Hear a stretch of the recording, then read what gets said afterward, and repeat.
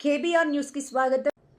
ఈరోజు శ్రీరామ నవమి సందర్భంగా రాముని ఆలయాల దర్శనంలో భాగంగా పురాతనమైన ఆకివీడు పెద్దపేటలో 100 సంవత్సరాలు పైబడి ఉన్న రామాలయం శిథిలావస్థలోకి వెళ్ళిపోయినప్పటికీ కొంచెం క్లీన్ చేసి రాబోయే రోజుల్లో చక్కటి దేవాలయం, రాతి దేవాలయం పునర్నిర్మించాలనే ఆలోచన ఎక్స్ప్రెస్ చేయడం జరిగింది.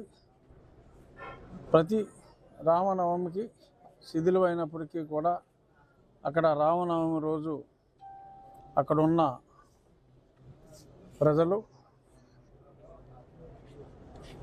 పానకం, వడపప్పు పంచటం, పూజలు చేయటం శిథిలమైనప్పటికీ కూడా ఈరోజు జరుగుతుంది. అందులో భాగంగా మరి నేను ఈరోజు ఆ దేవాలయానికి కూడా వెళ్ళటం జరిగింది. ముందే వారికి తెలుసుకొని బయట నుంచి కూడా కొన్ని శక్తులు అక్కడికి వచ్చి కత్తులు, చాకులు, మేకులు, ఇదొక చెక్కలకి మేకులతోటి రెడీగా ఉండి అటాక్ చేయడానికి ఇటువంటివన్నీ కూడా రెడీ చేసుకుని మహిళలు కూడా బొట్టు లేకుండా మహిళలు అక్కడ ఉన్నారు. అంతా రెడీగా వాళ్ళని మోటివేట్ చేసి బయట వాళ్ళు కూడా వచ్చి లోకల్ వాళ్ళు ఉన్నారు, బయట వాళ్ళు ఉన్నారు. నేను దేవాలయంలోకి వెళ్ళి రాముల వారికి దండ వేసే ప్రయత్నం చేస్తూ ఉంటే అక్కడ మహిళలు, పొట్టు లేని మహిళలే, దండ వేయడానికి వీలు లేదు, రాముడికి దండ వెయ్యము అనే కండిషన్ మీదే మేము పర్మిషన్ ఇచ్చాము రావటానికి. మరి వాళ్ళ పర్మిషన్ ఇవ్వటం ఏంటో నాకు అర్థం కాదు. రామాలయం ఎప్పటి నుంచో ఉంది, లోపల రాముడి విగ్రహాలు ఉన్నాయి. అయినప్పటికీ మరి శ్రీరామనవమి రోజు శ్రీరాముల వారి దేవాలయంలో శ్రీరాముల వారికి దండ వేయటానికి మరి అన్య మతస్థులు పర్మిషన్ ఇస్తే కానీ వేయలేని దుస్థితిలో ఉన్నామా అని ఒక క్షణం నేను బాధపడి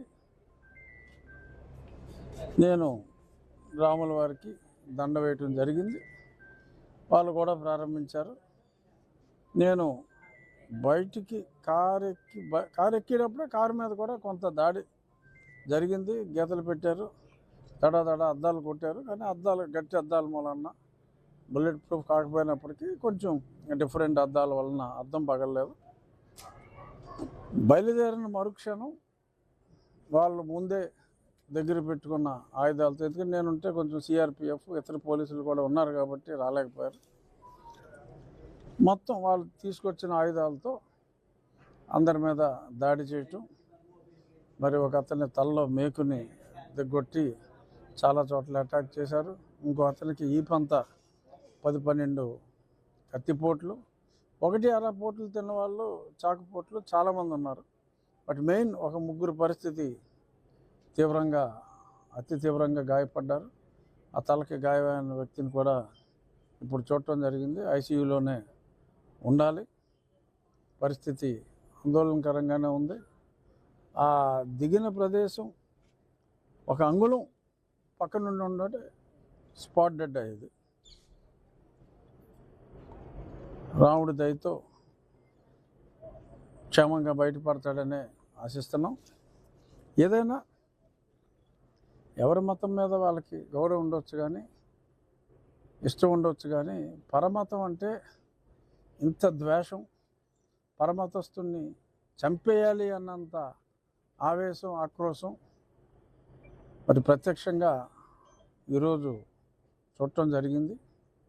మరి ఇది దేనికి దారితీస్తుంది అనేది, ఈ వెర్రి అనేది, ఈ ఉన్మాదం అనేది ఫర్దర్గా వేలునకుండా దీన్ని ఈ స్టేజ్లోనే ఒకటి వేళ్లతో అంటే ఉన్మాద చేష్టల్ని ఇప్పుడే సమూలంగా ఈ చిగురులు వేసే సమయంలోనే మనం ప్రభుత్వం చట్టపరంగా అన్ని చర్యలు తీసుకోవాలి, తప్పకుండా చర్యలు తీసుకుంటుందని నేను కూడా భావిస్తున్నాను.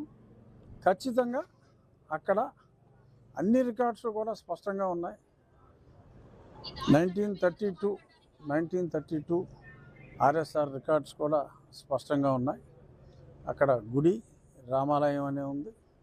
రామాలయం పేరు మీదే గత కొన్ని దశాబ్దాలుగా అక్కడ బిల్లు కూడా పే చేయడం జరుగుతుంది. రాముల వారి విగ్రహాలు ఉన్నాయి. అన్ని డాక్యుమెంట్స్లో కూడా రామాలయం అనే చాలా స్పష్టంగా ఉంది. కాబట్టి ఈరోజు తీసుకున్నాం ఖచ్చితంగా నిర్ణయం, కమ్ వాట్ మే, అక్కడ రామాలయం కట్టి తీరుతాం. అది బయట వ్యక్తుల ప్రమేయం ఉందంటే ఖచ్చితంగా బయట వ్యక్తుల ప్రమేయమే ఉంది. ఏ రోజు కూడా ఆ ప్రాంతంలో జై భీమ్ అని మనం చూడాల.